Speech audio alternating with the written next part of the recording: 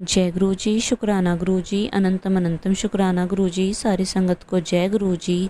संगत जी, आज का सत्संग आंटी जी ने हमारे साथ शेयर किया है।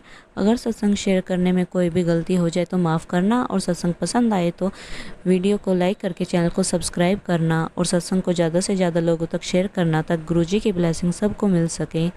और आप भी अपना सत्संग शेयर करना चाहते हैं तो डिस्क्रिप्शन बॉक्स में नंबर और ईमेल आईडी दिए हुए हैं, आप वहां से कर सकते हैं। आइए सत्संग की शुरुआत करते हैं। जय गुरु जी, शुक्राना गुरु जी।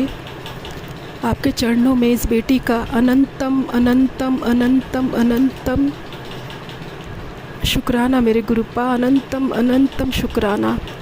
आपके चरणों पे इस बेटी का कोटि कोटि प्रणाम गुरुपा। सारी संगत जी को भी जय गुरु जी। मुझसे अगर सत्संग बोलने में कुछ गलती हो जाए तो प्लीज़ संगत जी माफ़ कर दीजिएगा। गुरु जी प्लीज़ इस बेटी को माफ़ कर दीजिएगा।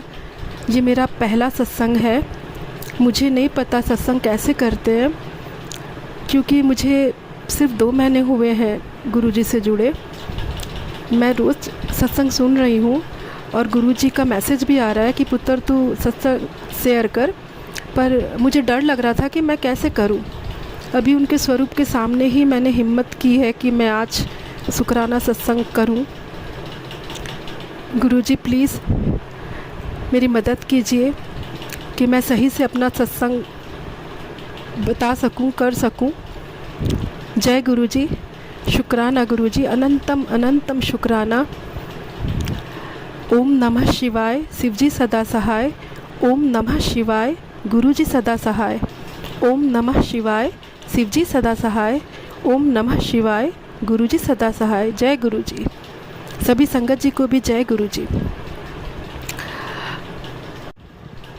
बात 2022 की है, तब मैं गुरुजी को बिल्कुल नहीं जानती थी।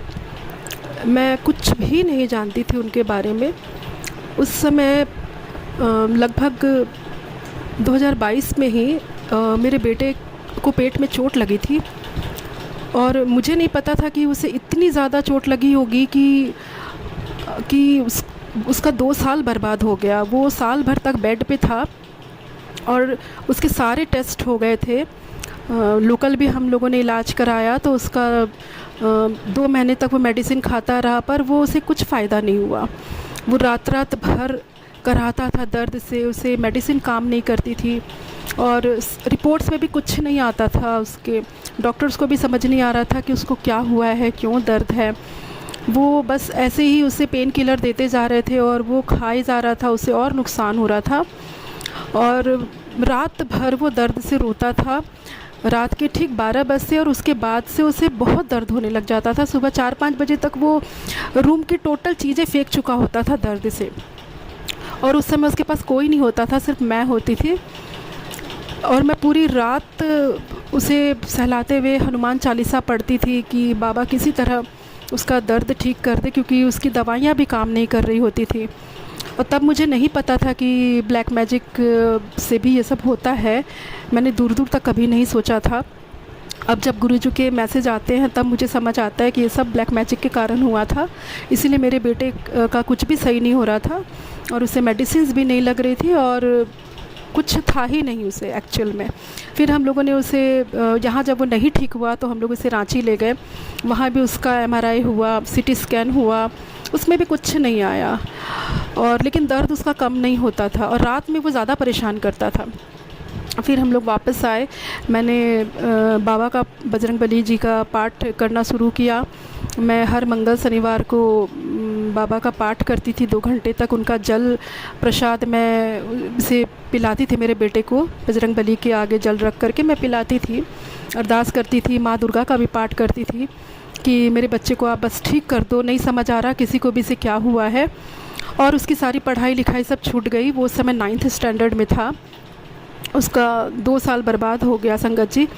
और फिर पता नहीं अचानक से एक दिन क्या हुआ कि मैं सुबह में ऐसे ही यूट्यूब स्क्रॉल कर रही थी, तो उसमें एक सत्संग आया। मुझे तब पता भी नहीं था कि गुरुजी का एक सत्संग था, मुझे नहीं मालूम था कि इसे सत्संग कहते हैं, अब मुझे पता चला। तो किसी आंटी जी ने वो डाला था और उन्होंने, मुझे क्या मन में आया कि मैंने सोचा मैं सुनती हूँ, क्योंकि उसके जो थंबनेल था ना वो अपने बेटे के ऊपर ही था। उनके बेटे की भी हालत बहुत ख़राब थी और गुरुजी ने उसे सही कर दिया था, उसे लाइफ ब्लेस की थी।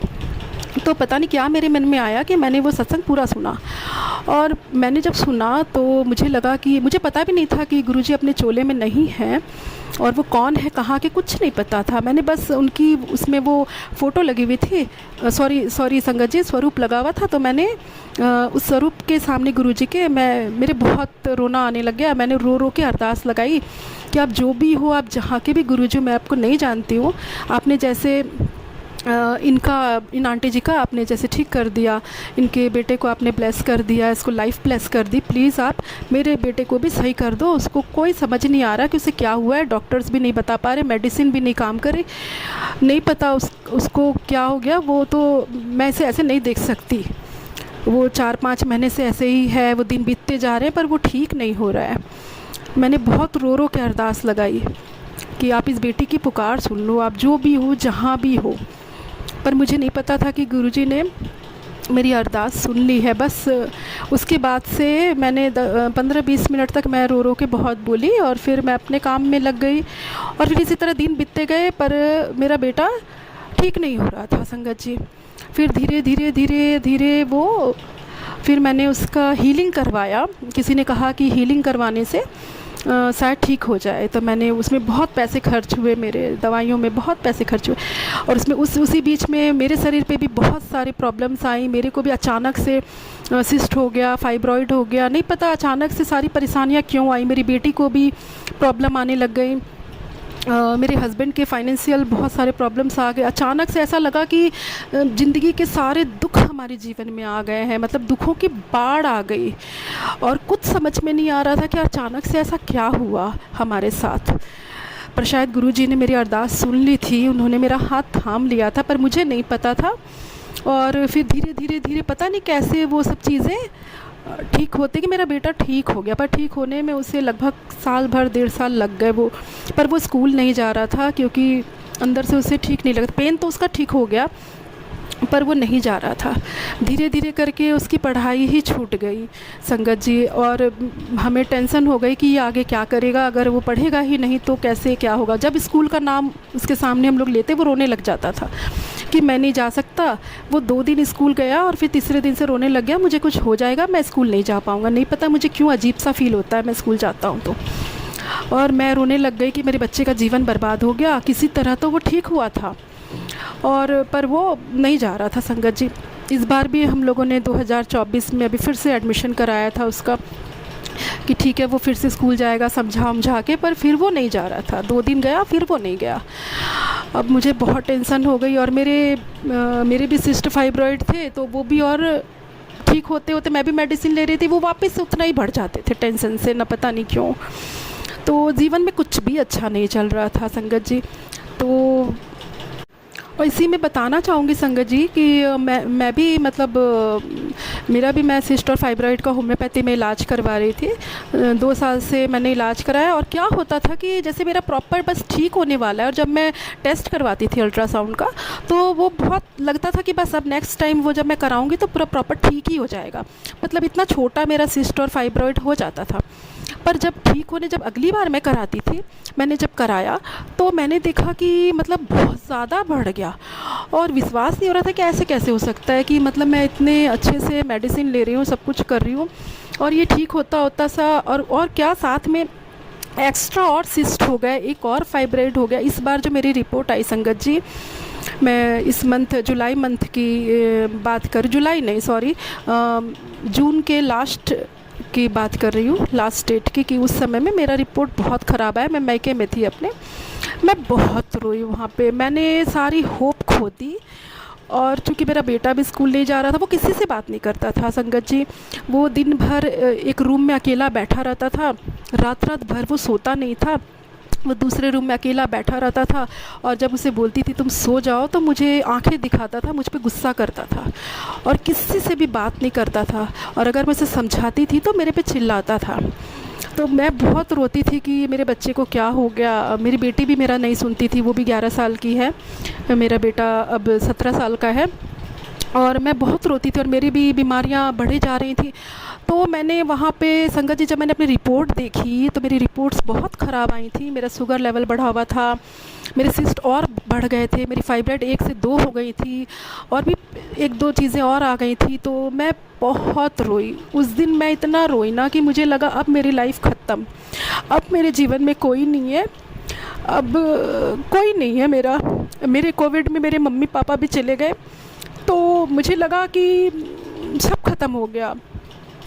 तो मैं बड़ी बहन हूँ अपनी फैमिली में, तो मुझे उनका भी देखना होता है। एक छोटा भाई, एक छोटी बहन है, मैरिड हैं पर छोटे हैं, तो मुझे ये देखना होता है।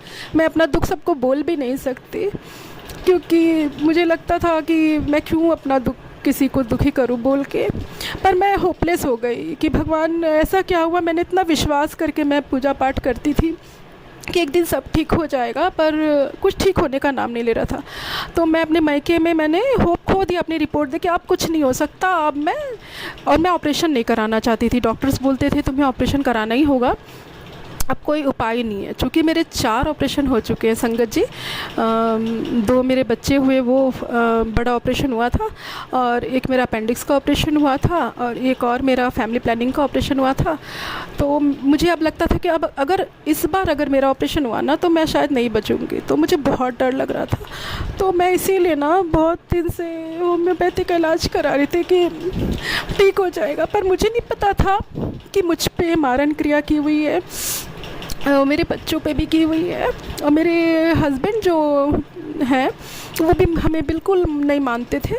वो भी हम पे चिल्लाते थे बेवजह, जबकि वो ऐसे नहीं थे। उनका नेचर बहुत अच्छा था, पर उनका नेचर भी बहुत ख़राब हो गया हमारे प्रति। मेरा बच्चा भी जब दर्द में होता था तो वो भी गुस्सा करते थे और रूम से चले जाते थे।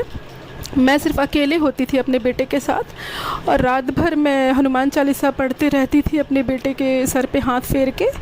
सुबह तक पढ़ते रहती थी कि बाबा ठीक कर देंगे इसे, और वो ठीक होता था सुबह तक।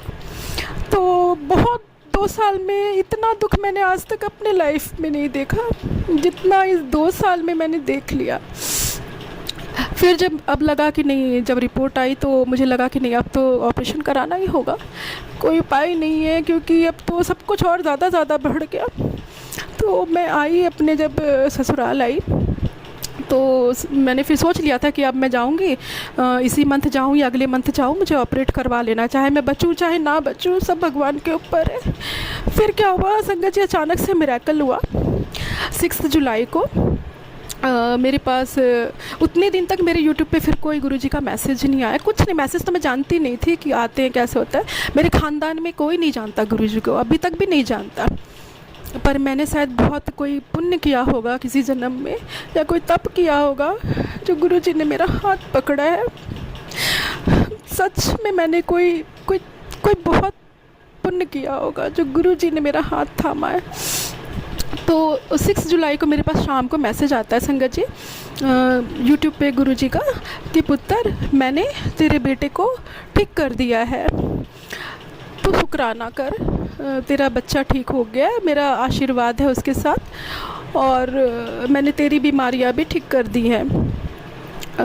तो मैंने जब पढ़ा तो मुझे बहुत आश्चर्य हुआ कि ये गुरुजी, तो तब मुझे याद आया, मैं तो भूल भी गई थी कि मैंने इनको अरदास लगाई थी 2 साल पहले। तो फिर मुझे याद आया, अरे ये तो वही गुरुजी का फ़ोटो लग रहा है मेरे, स्वरूप लग रहा है मेरे को, जो मैंने अरदास लगाई थी। तो मैंने फिर वो वाला सत्संग सुना तो मुझे पता चला कि 7 जुलाई को, यानी कि नेक्स्ट डे ही गुरुजी का जन्मदिन है। और वो मतलब उनके जो भी सत्संग हैं, ये सारे सत्संग लोग आपस में सुनते हैं, बोलते हैं, तो बहुत ब्लेसिंग्स मिलती हैं, और बहुत धूमधाम से 7 जुलाई को मनाया जाता है। मेरे को कुछ नहीं पता था, मैंने उस सत्संग में सुना, फिर उनके बारे में पता चला। मैं बहुत खुश हुई कि मुझे भी पता चला कि कल ही गुरुजी का जन्मदिन है। और ये तब मैंने सर्च किया तो मुझे पता चला, अच्छा ये गुरुजी हैं, ये डुगरी वाले गुरुजी, छतरपुर वाले, ये भी अब चोले में नहीं है और ऐसा है, उन्होंने ही ब्लेस किया है मेरे बेटे को।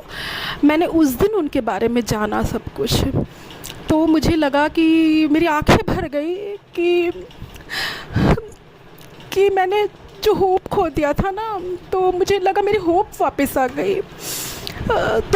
तो उसमें जब आया ना कि पुत्र मैंने तेरी सारी बीमारियां ठीक कर दी है, तुझे ऑपरेशन की ज़रूरत ना पड़ेगी, इस टाइप सा ही कुछ था मैसेज, मेरे को याद नहीं आ रहा थोड़ा सा, सॉरी संगत जी। तो मैं बहुत खुश हो गई, मैंने छोड़ दिया तब वो विचार छोड़ दिया कि नहीं मेरे को ऑपरेशन कराना है। मैंने सोचा नहीं, अब मैं मेडिसिन खा रही, फिर से मैंने होम्योपैथी का गुरुजी का नाम लेकर के मैंने शुरू किया मेडिसिन।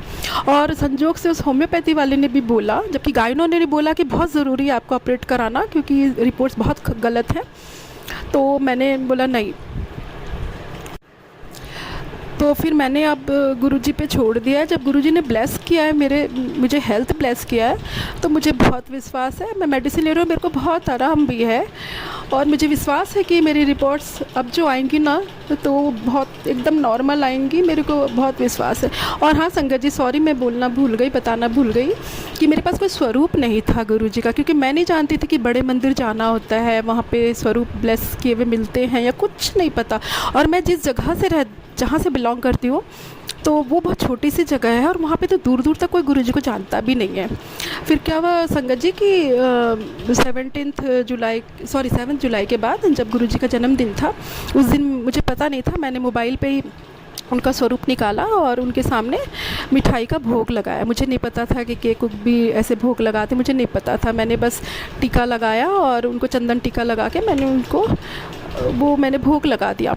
और फिर उसके बाद 2-3 दिन के बाद ही मैं मार्केट जा रही थी, तो ऐसे काम था मुझे, तो मैंने ऐसे गुरुजी को बोला, मेरे मन में बहुत था कि गुरुजी मेरे पास आपका कोई भी स्वरूप नहीं है और मुझे लगता भी नहीं कि मुझे कभी कोई स्वरूप मिलेगा, क्योंकि मुझे कोई बड़े मंदिर लेके जाएगा नहीं, दिल्ली बहुत दूर है यहाँ से और मेरे ख़ानदान में कोई नहीं जानता आपको मेरे को छोड़ के, और मुझे कोई देगा भी नहीं और मैं क्या करूँ मुझे नहीं पता। तो आप ही कहीं से भी आप स्वरूप आप अपना मेरे को ब्लेस कर दो।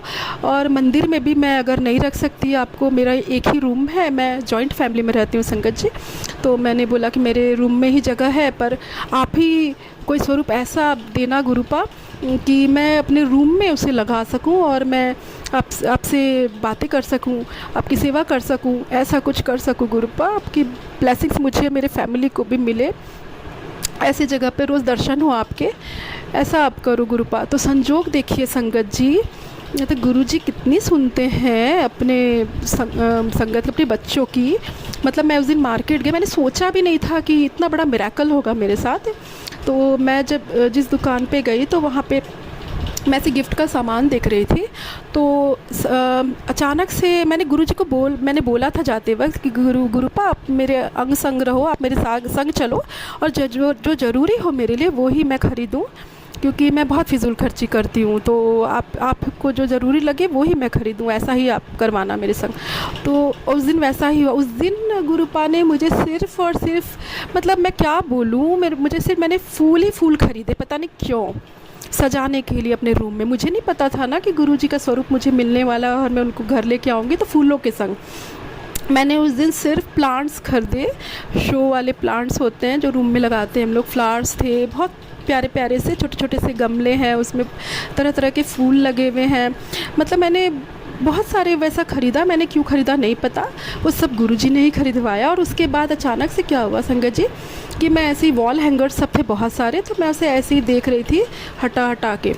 तो फिर मैंने एक अंदर में लगा मुझे कि गुरुजी का छोटा सा स्वरूप है, मैंने हटाया 5-6 वॉल हैंगर्स को, तो मैंने देखा संगत जी कि एक वॉल हैंगर है जिसमें गुरुजी का स्वरूप बना हुआ है एज अ पिक्चर, चेहरे तक का है उनका, मुस्कुराता हुआ बहुत प्यारा सा, और उसमें उनका मंत्र लिखा हुआ है नीचे, वो पूरा प्लेट वाइज, ओम नमः शिवाय शिवजी सदा सहाय, ओम नमः शिवाय गुरुजी सदा सहाय। मतलब मैंने जो देखा तो आई एम शॉक्ड, मुझे शॉक लग गया कि ये नहीं हो सकता, ये कैसे हो सकता है, क्योंकि यहाँ तो कोई इनको जानता नहीं और इनकी तो गुरुजी की तो कुछ मिल ही नहीं सकता यहाँ पे। और वो कैसे हुआ, मेरे को लगा कि नहीं नहीं, ये मैं सपना देख रही हूँ, ये नहीं हो सकता। मैंने फिर अंदर से उसे निकाला और वो एक ही पीस था। निकाला तो मैं देखा नहीं, ये तो गुरुजी का ही स्वरूप है, पूरा मंत्र के साथ, और वो भी वॉल हैंगर। मतलब गुरुजी को पता था कि इसके रूम में मतलब कि एक वॉल हैंगर ही लग सकता है, मतलब गुरुजी का स्वरूप मैं लगा सकती हूँ, क्योंकि उस तरह से ही मेरा रूम है। तो मैंने जब उनको बोला था कि गुरुजी आपका जो भी स्वरूप मिले मुझे, तो वैसा मिले कि मैं अपने रूम में आपको रख सकूँ, तो वैसा ही उन्होंने उसी रूप में वो मुझे मिले। मुझे मतलब मैं बता नहीं सकती संगत जी कि मैं इतनी खुश हो गई ना, मुझे लगा जीवन की सारी खुशियाँ मिल गई। मुझे लगा कि इसको मिरेकल कहते हैं, इसे ही मिरेकल कहते हैं। मैं बहुत खुश हो गई संगत जी, बहुत खुश हो गई। मैं घर आई, मैंने जैसे जैसे गुरुजी ने कराया मेरे को ड्रीम दर्शन भी दिए, और मतलब मैं आपको क्या ही बताऊँ, ये तो सत्संग बहुत बड़ा हो गया मेरा। छोटे छोटे तो बहुत सारे सत्संग हैं, मेरे को लगता है 2 महीने के अंदर में छोटे छोटे बहुत सत्संग हैं मेरे पास। मैं फिर शेयर करूँगी अपना शुक्राना। और उसके बाद गुरुजी ने मतलब मैसेज के थ्रू मुझे मेरे फैमिली को ब्लेसिंग्स देना शुरू किया। और संगत जी, मतलब मेरा जो बेटा है वो तो जानता भी नहीं था गुरुजी कौन है नहीं है। और 7 जुलाई को सुबह में उसके पास मैसेज आया कि पुत्र, वो मेरी बहुत चिंता करता था कि मेरी मम्मी की बीमारियां ठीक हो जाए। उसे बहुत डर लगता था कि कहीं मेरी मम्मी को कुछ हो नहीं जाए। वो मुझसे बहुत प्यार करता है, भले वो जो भी किया हुआ था उसके ऊपर। तो उसके पास गुरुजी का मैसेज आता है इंस्टाग्राम पे, जब और मैसेज आता है कि पुत्र, मैंने तेरी माँ की सारी बीमारियाँ दूर कर दी है, तो चिंता ना कर। वो मेरे पास दौड़ा हुआ आया, बोला मम्मी आप क्या इन गुरुजी को जानते हो, इनका ऐसा ऐसा मैसेज आया। मैं तो फर्स्ट टाइम आया इंस्टा पे, और मैं तो जानता भी नहीं इनको, मैंने सर्च भी नहीं किया, पता नहीं कैसे आया। और मैंने जब देखा तो मैं शॉक्ड हो गई संगत जी कि ऐसा कैसे हो सकता है। मेरे में मैसेज आया कि तेरे बेटे को मैंने ब्लेस कर दिया, अब उसे कुछ नहीं होगा, और उसके पे मेरे लिए आया। मैं बता नहीं सकती संगत जी कि मैं क्या बोलूँ। जब मैं पूरी तरह से होपलेस थी ना, तब गुरुजी ने मेरा हाथ पकड़ लिया। पकड़ा तो उन्होंने बहुत पहले ही था मेरा हाथ, पर मैं समझ नहीं सकी, मुझे नहीं पता चला। और अब पता चला तो मुझे लगता है जीवन की सारी खुशियाँ मुझे मिल गई हैं। अब लगता है मुझे कुछ नहीं चाहिए, बस गुरुजी हाथ न छोड़े इस बेटी का, इस पगली बेटी का और इसके परिवार का। और फिर धीरे धीरे पता चला कि हाँ, मेरे फैमिली के ही किसी मेंबर ने हम लोगों पे मारन क्रिया करवाया, मेरे बच्चों पे इतना कष्ट दिया, उस पे भी मारन क्रिया करवाया। पर गुरुजी की कृपा से, बाबा की कृपा से हम लोग बच गए, क्योंकि मैंने कभी जीवन में कभी किसी का बुरा नहीं किया संगत जी। और मैं आज भी मैं सद्बुद्धि मांगती हूँ उस इंसान के लिए जिसने भी ये सब किया। मुझे पता है वो किसने किया, सब पता है। हम लोग जॉइंट फैमिली में अभी भी एक साथ ही रहते हैं। फिर भी मैं गुरुजी से और भगवान से यही मांगती हूँ कि उस औरत को सद्बुद्धि दे कि वो ना करे किसी के साथ भी ऐसा, किसी के साथ ना करे। वो बहुत बड़ी गलती कर रही है, वो नहीं जानती कि आगे जाके उसे बहुत कुछ भोगना पड़ जाएगा। पर मैं फिर भी बोलते रहती हूँ, गुरुपा उसे भी सद्बुद्धि दीजिए कि वो रुक जाए वहीं, जो किया उसने अब ना करे। और बाकी गुरुपा की मर्ज़ी। गुरुपा बोलते हैं मैसेज के थ्रू कि पुत्र, जिसने तुझ पे जो कुछ किया उसे तू माफ़ कर दे, बाकी मैं सब देख रहा हूँ, मुझे जो करना है वो मैं करूँगा, तू चिंता ना कर, तू ऐश कर। और इतनी अच्छे से मैसेज आते हैं मेरे प्यारे गुरुपा के कि मन खुश हो जाता है। और बहुत कुछ उन्होंने सफाई करने को भी कहा है, वो सब मैं धीरे धीरे कर रही हूँ। और ख़ासकर मेरे शरीर में मेरे पे भी जो क्रिया की हुई थी उसकी वजह से संगत जी, मैं पूजा पाठ भी नहीं कर पा रही थी अच्छे से, मैं अपने बच्चों के लिए भी कुछ नहीं कर पा रही थी अच्छे से। मतलब दिन भर ऐसा लगता था कि मेरे शरीर में खून ही नहीं है। मतलब मुझे लगता था कि मैं कितनी बीमार हूँ, मेरे शरीर में कोई ताकत नहीं है। मैं करना चाहती थी सब कुछ, पर मैं बिस्तर से उठ ही नहीं पाती थी। ऐसा लगता था कि कोई मेरा पूरा शरीर का खून चूस लिया है। और तब भी मैं नहीं समझ पाई थी कि हम पे ब्लैक मैजिक किया हुआ है पूरी फैमिली पे ख़त्म करने के लिए। पर जहाँ गुरुपा है, जहाँ महाशिव है, तो वहाँ कोई किसी का क्या ही कर लेगा, ये मुझे समझ आ गया।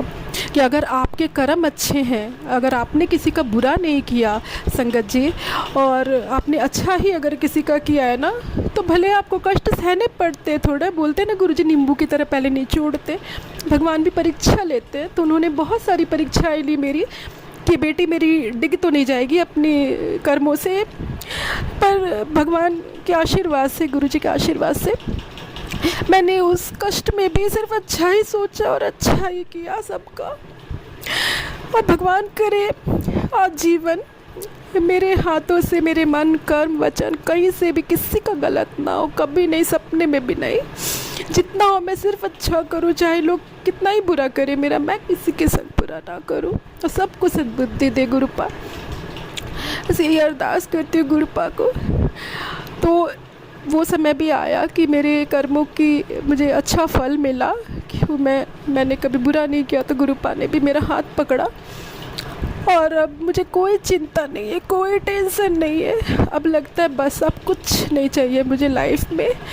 मैं जब तक ज़िंदा हूँ और मरने के बाद भी जब तक मेरी आत्मा है, तब तक मेरे गुरुजी अपने चरण शरण रखें इस बेटी को, सदैव अपने आशीर्वाद में रखे, सदैव इस बेटी का और इस बेटी के परिवार का हाथ थामे रखे। बस अब मुझे कोई चिंता नहीं है। अब कुछ भी हो, अच्छा बुरा, सब चीज़ सब गुरुपा के चरणों में समर्पित है। वो जो करेंगे सब अच्छा करेंगे। जय गुरुजी, शुक्राना गुरुजी, अनंतम अनंतम अनंतम अनंतम अनंतम शुक्राना, जिसका कोई अंत नहीं है। मैं पूरे जीवन भी शुक्राना करूँ ना तो कम है गुरुपा। 2 महीने में मैं जितना खुश हुई हूँ ना, और जितना हंसी हूँ ना, और अब जितना मैं दौड़ दौड़ के काम कर पा रही हूँ, ऐसा लग रहा है कोई स्पेशल एनर्जी आ गई है मेरे अंदर। वो सिर्फ मैं जानती हूँ गुरुपा, क्योंकि हेल्थ इज़ वेल्थ। आपने मुझे हेल्थ ब्लेस किया है। जिसके पास हेल्थ नहीं ना, उसके पास कुछ नहीं है।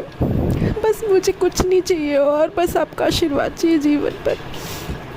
इसके लिए अनंतम शुक्राना मेरे प्यारे गुरुपा। कोटि कोटि कोटि प्रणाम आपके चरणों में गुरुपा। और संगत जी, मैं यहीं पे विराम देती हूँ अपने सत्संग को, और नेक्स्ट सत्संग की तैयारी करती हूँ। कोई गलती भूल चूक हो गई हो मुझे बोलने में तो प्लीज़ माफ़ कर दीजिएगा, क्योंकि मेरा पहला सत्संग है। और प्लीज़ शेयर कर दीजिएगा। और सॉरी संगत जी, सॉरी गुरुजी, मेरे से कोई भी गलती हो गई कुछ बोलने में, तो इसके लिए प्लीज़ इस झल्ली बेटी को माफ़ कर दीजिएगा। जय गुरुजी, शुक्राना गुरुजी, अनंतम अनंतम शुक्राना मेरे प्यारे गुरुपा। ओम नमः शिवाय, शिवजी सदा सहाय। ओम नमः शिवाय, गुरुजी सदा सहाय। ओम नमः शिवाय, शिवजी सदा सहाय। ओम नमः शिवाय, गुरुजी सदा सहाय। थैंक यू संगत जी।